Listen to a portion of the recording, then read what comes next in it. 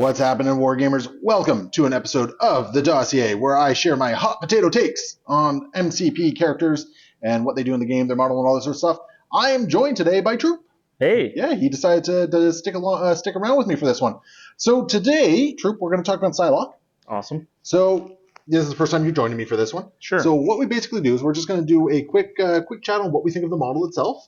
Then we're going to talk about her character card. We'll do like a very, very quick rundown of what the card does. Okay. And we will talk briefly about her tactics cards and just share our takes on it. Sounds good. So yeah, let's talk the card. Let's talk the character here for a moment here. So I love this model. I really do. I've said this a ton of times off camera as well. There's something about this model I just absolutely adore. I'm a big fan of it too. I feel like it's a combination, 100% confidence. She is triumphant and she's ready to lay down some beats. Yeah. Which for me, that's all the things that kind of encompass what Psylocke is from my time of reading comics and stuff like that. I also like the very forward momentum of it all. Yeah. She's not standing and pointing. She's not like in a come at me pose. This is very much like she is charging forward. During assembly, though, I will say it was a little tricky to line up her legs and the connection points on the base, which was unfortunate. Like if you look really carefully, like you can see a couple gaps in there, which I tried to fix as best I could. It was just kind of unfortunate. I do have a little bit of concerns with this sword and the telekinetic blade out there as well. Like they feel like kind of break risks a little bit. Yeah. Not as much like the springy Storm or Wanda, but I'm going to throw Hela in there as well. Yeah. While her lightning bolts are really nice underneath her, the mist or whatever, every time I touch that model, she springs a little, and I'm always happy she's springing back because that means she didn't snap. Yep, exactly. Who else is there? Deadpool, Ghost Oh, Rider. Yeah. There's a whole list here. Yeah. But yeah, so I really dig the model. It was a joy to paint, joy to put together. I really like her. But anyway, yeah. So that is the model. Let's take a quick look at the card here. So we're just going to do a quick once over. So why don't you go over like the stat line over here? Yeah, so we got 3 physical defense, 3 energy defense, and 4 mystic defense. We've got 6 health, 4 threat, and she's size 2 with a medium move. Yeah, I mean fairly standard there. I think it fits her kit really nicely. Well, and I like the fact that she kind of lines up with having that 6 health and having a positive defense. That's now, awesome. On her injured side, she does go down to 5. So 11 total. 11 total. But still, I think she's really good. She's got some tech to help her with that as well. Yes. So yeah, for her tech, she's got her telekinetic katana, which is a range 2 5 dice attack. She can choose the type, energy or mystic, which is awesome. It is a standard builder attack, and she has neural disruption. So on a wild, before damage dealt, in the attack for each wild in the attack roll, character loses 1 power. Which is really cool. Awesome. Yeah, I dig it. It's not quite as good as Sap, but it's effectively it's good. Yeah. We got Cybo. Mm-hmm. It's a mystic attack, a range 4, strength 4, cost 0 power. It's a gainer, so you gain 1 power when you do it, and it has a mystic or a pursuit on a hit. On a hit. Wow, that's excellent. Yeah, not on a wild, on a hit. And it's a short advance towards the character that they hit with the range 4 attack. That seems excellent. Range 4 from stealth. Oh, chef's kiss. Love it. She's got psionic assault, which is her big spender. It's a range 3, 7 dice for 3 power. The cool thing about this, and we're seeing this more and more, is before damage is dealt, the target gains stun. I really think there needs to be an underline on that before, but exactly. Because that changes everything. Well, up until Psylocke, I think it was just Mystique that had that ability, but now we're seeing it more because it sounds like I think Emma has I can't. Somebody else has Spider-Woman has it as well. Okay. Yeah, and I think Immortal Hulk. No, MODOK has something on that. Maybe MODOK. Well. Okay. Yeah, fair. So for her superpowers, we're just gonna blast through here. We got telekinetic combat enhancement for 2. This is basically like it's a poor man's charge. Yep. You advance short, and your next telekinetic katana attack, you add 2 dice to it. Okay. Yeah, very nice. Awesome. I like that it doesn't take an action, so you have some options to it. You have telepathic precognition. This is your standard pay X to modify your dice to reroll attack or defense dice. There's no limit on it. It's not to a max of 3 or anything like that, so you can reroll as much as you want. But unfortunately, it is only once per turn. That is true. It is once per turn. We've got martial artist, which again on a stealth profile, really nice because it gives a very small window of avoiding that stealth. Yep. And then, as we discussed, stealth.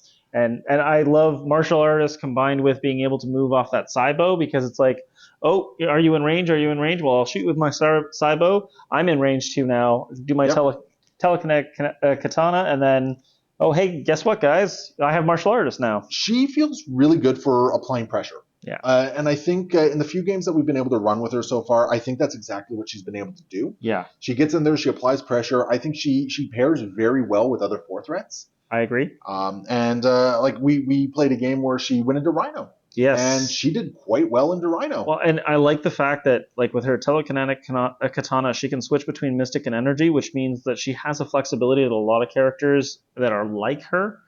Like, she's a good mystic attacker. Well, she's also good with energy, so she can switch into it. Yeah, and it gives a lot of nice flexibility in that regard. And I like the fact that she's participating in the game at range 4, at range 2, and at range 3, and all of those things do different things that apply a lot of pressure on your opponent. Yeah, no, I dig her quite a bit. Okay, so let's take a quick look at the tactics card. So we have 2 here, and we're gonna just talk about them really quickly. So we have Crimson Dawn, which is an unaffiliated reactive card. When Psylocke flips her stat card, so it's very important to note that it only happens when it flips. You can't do it later. Yeah. So when she flips, you spend 3 power. She gains the superpower Mark of the Crimson Dawn at the beginning of the character's activation, and after each of its actions, this character may place itself within range 1. So basically, it's like a bump in the night. Yep. And then she gains healing factor 1. I like this card. I don't think it's always going to come into play, but I think it gives a nice little bit of durability to her, especially on her injured side. Well, and so I think in addition to the durability, I also think that all of a sudden that martial art in 2 kind of is a little bit better because, like, I don't have to hit you with a Psybo first. I'm going to move into my range 2 or range 3 attacks. Yeah, and we were playing a game. I wanted to get this off so badly, and it wasn't happening. But when you can factor in that, she is effectively getting 3 free range 1 places over the course of her activation with Crimson Dawn. That is a crazy amount of movement. Because range 1, that's 1 inch apiece. You factor in the base, that's another 3 inches. Yeah. So you're moving effectively a range 3 place so and all good. that, right? It's so good. Yeah, I love it, and it really allows her to get out of Dawn. Dawn. I don't know what I was going after there. It really allows her to get out of dodge. Yes, that's what I was going for there. And because she has that range 4 Psybo. Yes. Right? It's very, very powerful that way. Yeah. Because even with the Psybo, like she could do a short advance, or she could do a place into a short advance, possibly, right? Yeah, like she can get to wherever she needs to be a threat, and as a good mystic attacker, as a good energy attacker, that's huge. Yeah. So her other one is Psionic Constructs. It's an unaffiliated reactive. When an allied character within range 3 of an allied Psylocke targets an enemy character with an attack, Psylocke may spend 2 power to play this card. The attack's type is now Mystic, and the allied character may reroll any number of attack dice during this attack. That is such a good card. Yes. So, like, just like I was saying, like, oh, it's nice that she can, like, do her little energy attacks.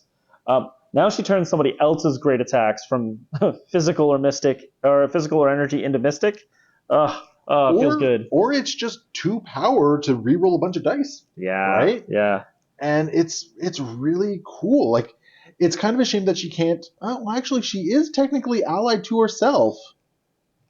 So I think she could use it on herself as well. Yeah. So it's basically like a really quick and dirty telepathic precog for your attacks, right? And honestly, like it feels like a really good attack, like upgrade to an attack for a lot of people. And like in a game I played recently, I had like 3 people who had really bad mystic defense, and all of a sudden you have 2 activations where you're just hammering into that. So yeah, and it's a really, I think it's a really great card. I think it's going to be slept on a little bit, to be honest. Yeah.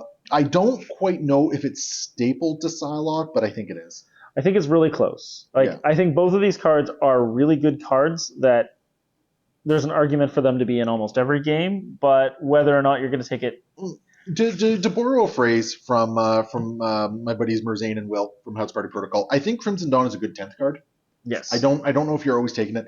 I think Psionic Constructs is making an argument for your 5. Yeah. I don't know if it necessarily always makes your 5. That's fair. But I really like it. I think it's a really solid card. I think it's great on Psylocke. And honestly, I think the only reason you don't take Psionic Constructs is if the other characters you're bringing just bring so much more to the table with whatever their cards are. Absolutely. Right? But yeah, so that is Psylocke. That's our hot potato takes on it. Troop, thank you so much for joining me on this one. It was great. And hopefully you guys enjoyed this. Oh, excuse me. Definitely check out the comments below. Leave your comments on what you think of Psylocke, what you like, what you don't like, all that sort of great stuff. And remember, if you're looking for a way to support the channel, hit up patreon.com/AegisBrand Studios. Your support means the world to me and allows us to do more and better things all the time and make improvements. So thank you so much for all the Patreons and for any future Patreons. And we will see you next time. Happy wargaming.